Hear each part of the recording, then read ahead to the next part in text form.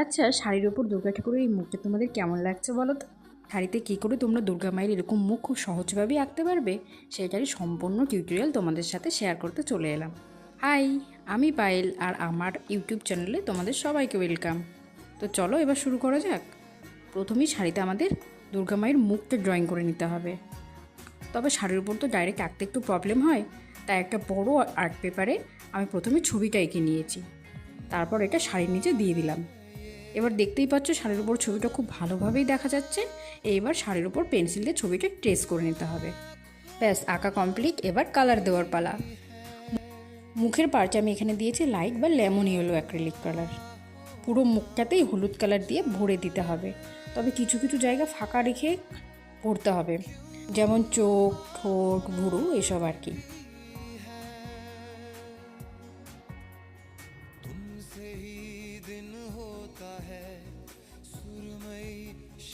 হলুদ কালার দেওয়া হয়ে গেলে মুখের কিছু কিছু জায়গা হাইলাইট করতে হবে।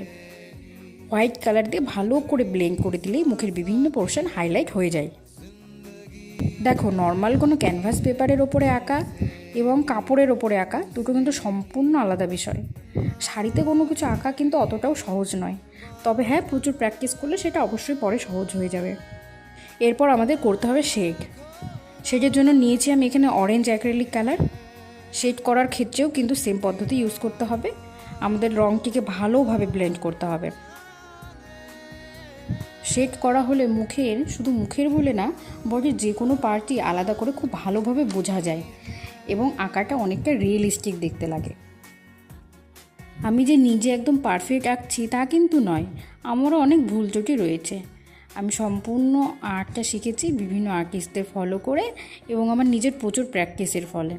তো শেষ কথা এটাই যে প্রচুর প্র্যাকটিস করে যেতে হবে, তাহলেই তোমার হাতের কাজ ধীরে ধীরে ইমপ্রুভ হতে শুরু করবে। এরপর শেড দেওয়া হয়ে গেলে আমরা ঠোঁটে কালার করা শুরু করব। ঠোঁটের জন্য আমি এখানে নিয়েছি রেড অ্যাক্রিলিক কালার।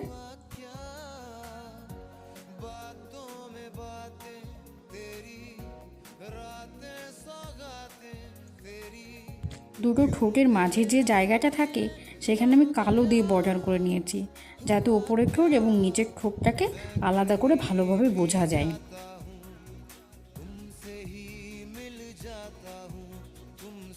এই জায়গাটাতে লাল কালার দিয়ে গোল করে দিয়েছি। আসলে আমি জানি না এটাকে কি বলে, এমন করলে মুখটা অনেকটা হাসি হাসি মনে হয় আর কি। এরপর করব আমার সব থেকে ইন্টারেস্টিং পার্ট, যেটা হলো চোখ। তবে ইন্টারেস্টিং বললেও এটা করতে আমার অনেকটাই ভয় লাগে, কারণ আমার মনে হয় একটা মুখের সব থেকে সৌন্দর্য হলো একজোড়া চোখ, আর সেটা একটু গড়বড় হয়ে গেলেই পুরো আঁকাটাই ভেস্তে যাবে। তাই আমি খুব সাবধানেই পার্টটুকু করে থাকি।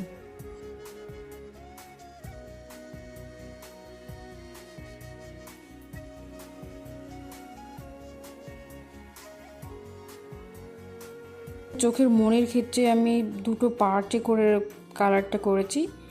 মনির নিচের দিকটা আমি দিয়েছি ব্রাউন কালার, যদিও জানি না ক্যামেরা এটাকে কেন কালো দেখাচ্ছে, আর ওপরে দিয়েছি ব্ল্যাক কালার। এবার দুটো কালারকে ব্লেন্ড করে দিয়েছি।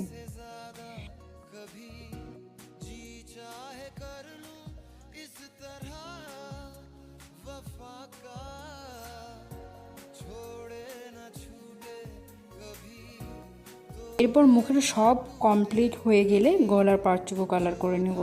এখানেও সেমভাবেই কালার করে নিয়েছি মুখের মতোই। মুখের শেষ এবং গলা যেখানে লেগে রয়েছে সেখানে ভালোভাবে শেড করতে হবে, যাতে বোঝা যায় দুটো পার্ট আলাদা।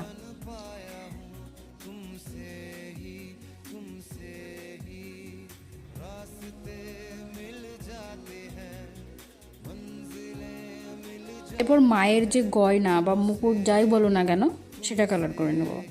আমি ফার্স্ট ভেবেছিলাম হলুদ কালার করব, তাই এখানে হলুদের দাগ দিয়ে রেখেছি, কিন্তু পরে মনে হলো যে মায়ের মুখ এবং গয়না দুটোই এক হয়ে যাবে, তাই আমি পরে রেড কালার দিয়ে দিলাম। এরপর এই লালের ভেতর দিয়ে সাদা দিয়ে ডিজাইন করতে হবে। আর এই ডিজাইনগুলো আমি কিন্তু কোনো নির্দিষ্ট মোটিভ ফলো করে করিনি, যখন যেটা মনে এসেছে এঁকে দিয়েছি। যেমন করেছি মান্ডালা ডিজাইন, আলপনা, কলকা এসব আর কি।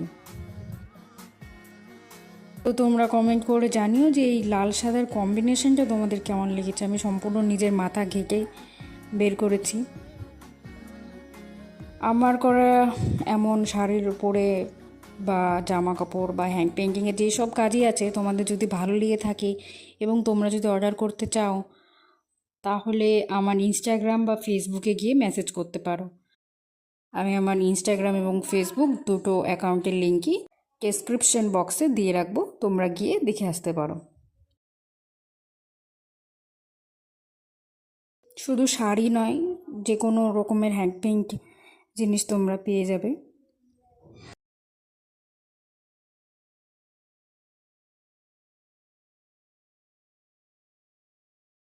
এরপর সব হয়ে গেলে লাস্ট পার্ট বাকি, যেটা হচ্ছে চুল। সেই চুলটাও করে নেবো। চুলে তো আর তেমন কিছু দেখানোর নেই, আমি সম্পূর্ণ চুলটা কালোই কালার করেছি, কালো দিয়ে শুধু ভরে দিয়েছি।